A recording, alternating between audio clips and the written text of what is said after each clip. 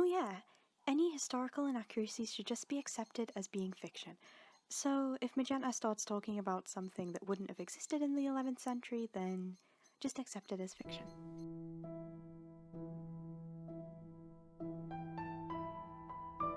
Chapter 10. Renegade. My, the years go by, with every dawn bringing forth a new day and many quests and challenges to overcome. Seasons change and memories fade, but new ones were made. The monarchs went on many missions and quests of self-discovery and saving the kingdom. Lola and Naya, of course, crossing the bridge from childhood to adolescence, and Magenta becoming a strong, independent child, mainly being raised by her godparents, Arun and Fleur, but also spending a lot of time on the battlefield with her father, Centurion. She did spend every day training with the king and the guards in hopes of becoming just like them. Unfortunately, Fleur had other ideas for her. March 17th, 1080. A calm day in the castle. Magenta stood on a small stool in a room of red brick. The young cyan-haired princess, almost a decade old, crimson and cerulean streaks in her straight hair tied in a bun atop her head, with small straight bits of hair curling down her face. A white shirt and a plaid skirt she was decked in. She stood centre a small group of guards. "All right, men," she said, a great confidence for such a small voice. Just then, someone had entered the room. Magenta turned and looked annoyed at her unwanted guest. "Get lost! Men only in here!" "Says you," says the little girl. A few guards pointed. "Ugh, I get the hint. Fleur, what do you want, Fleur?" Magenta asked, stepping down from her stool. "Oh, Magenta, it's almost time for your princess lesson," Fleur chimed with glee. "Do I have a choice these days?" Magenta asked in a growl. Fleur proceeded to a small room at the top of the castle, Magenta dragged behind. Inside the room was perfectly decorated with bells and bouquets complementing the wooden walls and floor. A cozy sofa and wooden bookshelf stood next to a window looking down on the palace garden. "Why do I have to do these things anyway?" Magenta asked, slouching down onto the pink sofa. Fleur continued to the bookshelf, picking up a small book, pink in colour. "Magenta! All young princesses must go through these lessons in elegance and etiquette. It's an important part of princess development," she smiled. "We do this every single week. This is like deja vu. You know I hate these things. Why do you keep dragging me into them?" "Magenta, your prophecy was to be the most perfect princess. Please." "You know what? I'm out of here," Magenta said, stepping up from the sofa and slowly walking out. "Magenta, wait! You can't just walk off like that." Fleur began to chase after her. "Leave me alone!" "Please, Magenta, I'm trying to help you." "How is stressing me out with princess lessons, feeding me crap I know I'll never need, and pressuring me back into them helping me?" "But Magenta, and before you bring up any of this prophecy stuff, my prophecy is to become a knight like my dad, not be the most perfect princess." "But Magenta, your prophecy is to be the most perfect princess." Magenta frowned in disgust. "Look, when I was your age, I did my princess lessons every Sunday, and I enjoyed it so." "Well, I'm not you, and I'm glad I'm not." There was a pause. "Did Lola have to suffer through these things too?" "Well, she didn't pay much attention to them, but she did respect them, which is something you're not doing." "Well, you're not respecting me." Magenta stomped her foot. "You know what? You're just a weak and foolish woman. You have no rights to deciding my life." Magenta threw open the wooden door. "I hate you," she yelled, slamming the door. Fleur fell to the floor in tears. "My, Fleur, are you all right?" Arun asked, coming in and running up to her. "I heard the entire thing." "Oh, Arun, Magenta's right. I am a weak and foolish woman," she cried, Arun put his arms around her. No, Fleur, you are an amazing woman. Magenta just goes too far sometimes. Oh, Arun, I guess you're right, she sobbed. Arun embraced her. You know she loves you. Later that day, Naya and Magenta joined Lola in her room. Lola and Magenta sat on her bed, whilst Naya was sat at Lola's desk with a bowl of cranberries. I just don't get it, Magenta stated, lying back onto Lola's bed. If you don't like them, you gotta tell her, Lola stated. I have! If she just listened, it might make sense. I hate those lessons, I really do. Try harder to get your point across, Naya stated, the almost adult princess putting a cranberry into her mouth. Try harder? I yelled at her, called her names, walked out, slammed the door on her. Hell, I even told her I hated her. There was a pause. Do you really hate her? Naya asked. A little, but, Magenta admitted. It really does annoy me when she keeps pouring those princess lessons on me. I've been doing them for years and I don't need them anymore. They're starting to stress me out. I'm old enough now and I want to find my own path. Magenta then turned to Lola. Could you talk to her? She's your mother. She'll listen to you. You don't need me, Lola giggled. You did say you slammed the door on her face. Uh-huh. Then maybe you should apologize first. Naya smiled. That's all it takes to get her to listen. April 21st, 1080. After the events of that episode, Magenta's apology to Fleur did flatten the curve of the princess lessons, although it didn't end Fleur's occasional lectures on princess charm. When Crimson was busy in the West Wing with countless projects, and Centurion up north with his courageous comrades beginning the First Crusade, Lola and Naya would sneak out with Magenta to explore the wider world and hide her from Fleur. Unfortunately, Arun had other ideas. Girls, may we talk for a moment? He asked, the curtains shut in the castle's golden throne room, painting it grey. Sure. What's up, Dad? Asked Lola. She stood in a line with Naya and Magenta, all facing Arun, Fleur coming out from behind him. Now, it's come to my attention that many townfolk have been spotting you three outside of the wall, Arun stated. Yeah? So what? Magenta asked in disgust. You went over the wall, didn't you? Arun's question boomed. No, we didn't. We just went under it, Lola quietly corrected. That's not the point, Lola. The wall was built for a reason, to keep you contained. You three are never to go beyond that wall. But, Dad, it's our lives, you hear?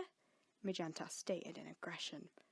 I don't know who you think you're talking to, Magenta, but I'm the one in charge, Arun bellowed. You're not my father, Magenta cried. Naya stood there, silently observing. I'm your godfather. I have every right to be in control, Arun added dangerously. And you never talk to me like that again. You should be grateful I'm doing this to keep you safe. Arun, please don't be so firm, Fleur cried. Arun took a deep breath. Look, your father's in a dangerous place at the moment, and it's a dangerous world out there. That's why I quit being a soldier. I'm keeping you behind this palace wall to keep you safe. It's just a stupid meadow, yelled Magenta. That's not the point. You don't know what's hiding in that meadow, do you, Magenta? Magenta bit her thumb at Arun. You know what? You girls are never to leave this castle again. Lola and Magenta gasped. Naya remained silent.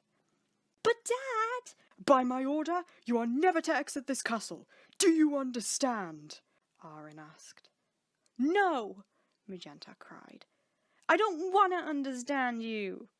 With that, she stormed out. You did it again, didn't you? Lola asked in tears, booting after Magenta. Naya hesitated to follow. You're the only sensible one. Make sure they don't try any funny business. Of course, Arun, she said before exiting. Arun, Fleur began.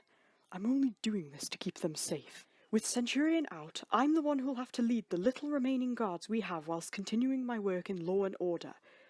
Keeping the girls safe is all I want, and if only they'd understand. Arun sat upon his throne, his face in his palm. Oh, Arun, I know, but they're just kids, and Magenta's very passionate about what she wants. That's true, but Magenta has to learn she can't always get her own way. I can't believe my dad would do this to us, said Lola, falling back onto her bed. I hate him so much, stated Magenta. Maybe it's for the best, stated Naya. He does have good intentions, but still, I can see how you'd think he's going about it in the wrong way. It's so unnecessary, though. Can't he just go out with us? Asked Lola. That's it. I'm out of here, stated Magenta. No, Magenta! Didn't you hear what Arun said? Asked Naya. Look, if you want to stay here, you can, but I'm out of here. You coming, Lola? I think I might pass on this one. With that, Magenta left. Lola felt a deep longing to follow her, but knew she shouldn't. Naya wouldn't dare disobey Arun's order. Magenta would often manage to sneak past Arun's security and explore beyond the city walls. Lola would sometimes follow her into the city, but wouldn't dare go beyond the walls. Naya sometimes went out into the palace gardens, but not too far out. April 29th, 1080. Arun sat upon the wooden round lit with shadow in the stone hall. He shook, almost like he was trying to maintain a fire within. Magenta sat opposite him. Her eyes met with the fury in his. Magenta, sit here and don't move, Arun said calmly. Magenta flinched, knowing exactly why she was here. My wife tells me that she's seen you and Lola in the palace gardens sneaking out, he began. What? We told her we just dropped something. That's not what Fleur tells me. That little tattletale. Really? His voice echoed. How far beyond the wall did you go? We didn't go beyond the wall. That's not what Fleur tells me. In that moment, Fleur came out behind Arun. Lola was with her. That stupid squirrel told you, didn't he? Magenta whispered at the sight of Fleur. Magenta! Arun interrupted. Magenta, you know it's wrong to go out the castle walls, said Fleur. Lola, tell the truth. Did you and Magenta go out the castle walls? Well, yes, but it's our life! Stop being so controlling! Yelled Magenta. I presume you went out beyond the city too, Lola? Arun asked. Well, not exactly, but... Lola began, but stopped out of fear. I can't believe you, Lola! I thought I raised you well! No, she didn't, Naya said quickly as she entered. Naya, get out! Arun bellowed. Naya hesitated, but swiftly exited. Now, Lola, tell the truth. Well, Magenta and I did go out the castle walls. I sometimes followed her out into the city, but I didn't go beyond the city, I swear. Lola, you are dismissed. Arun sighed. Lola nervously eyed Magenta before leaving. Magenta, I have just about had it with you. You disobey me, you disrespect my wife and myself, you even got Lola in trouble.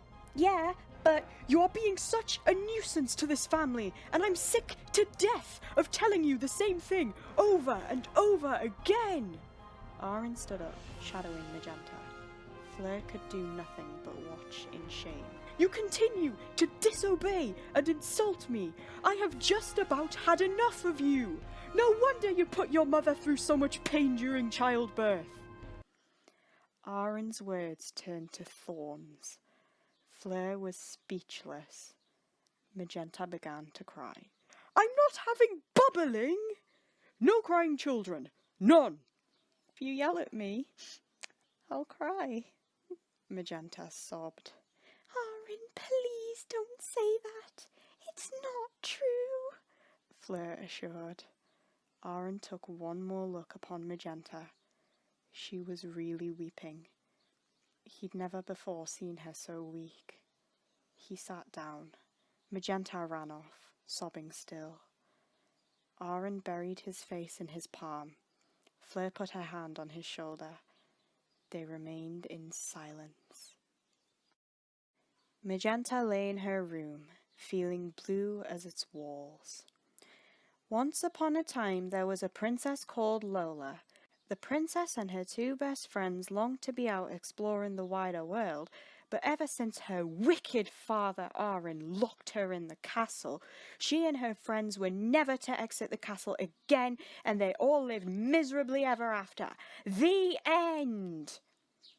Magenta ripped her paper and began to cry. She lay in her bed for a few minutes until there was a knock upon her door. "Go away!" she cried. Just then, a lady in red with black hair entered. "Mother, I haven't seen you in ages," Magenta gasped. "I know, it's been so long. So, what's all this with you and Arun?" Magenta's tone grew heavy. "It all started when Fleur kept giving me princess lessons. I've had a grudge on her ever since, and Arun's always hated me as apparently I'm disrespecting him. But he's the one who said I'm horrible for putting you through so much pain during childbirth." Magenta struggled to get her words out. "Fleur says my prophecy is to be the most perfect princess, but she's lying. Dad says my prophecy is to be a soldier and serve the kingdom." "And I say your prophecy is not equivalent to your fortune." Crimson smiled. "Huh? What is my fortune?" "But I'm not entirely sure, but I'd say to follow your desires." "Really? That's all I needed," Magenta exclaimed. She hugged Crimson. "Speaking of Dad, when will he be back?" "Very soon, I promise." "Till then, can I stay in the West Wing with you? I'm sick of Arun and Fleur." "I'd like that," Crimson laughed. Speaking of Fleur, I'm sorry for not noticing earlier, but she now realizes that the perfect princess isn't a fixed connotation." "Really?" Magenta lit with relief. "So, what do you do in the West Wing?" "Currently working on sketching propaganda and write law at the same time. Wanna help?" "No, thanks." "I thought you wouldn't," Crimson smiled. "One other thing. Don't go under the walls." "I know." "Go through them." Crimson smiled, holding Magenta a chain of keys. "Really?" Magenta gasped. "Yep, as long as you bring Lola and Naya. I talked it over with Arun and he realized he was being too firm." "Speaking of Arun, is it true that I put you through a lot of pain during childbirth?" Magenta choked, struggling to get her words out. "Of course, but that's completely normal and doesn't symbolize anything." Crimson put her arm around Magenta. "I'm sorry I disrespected him and Fleur." "And you are forgiven."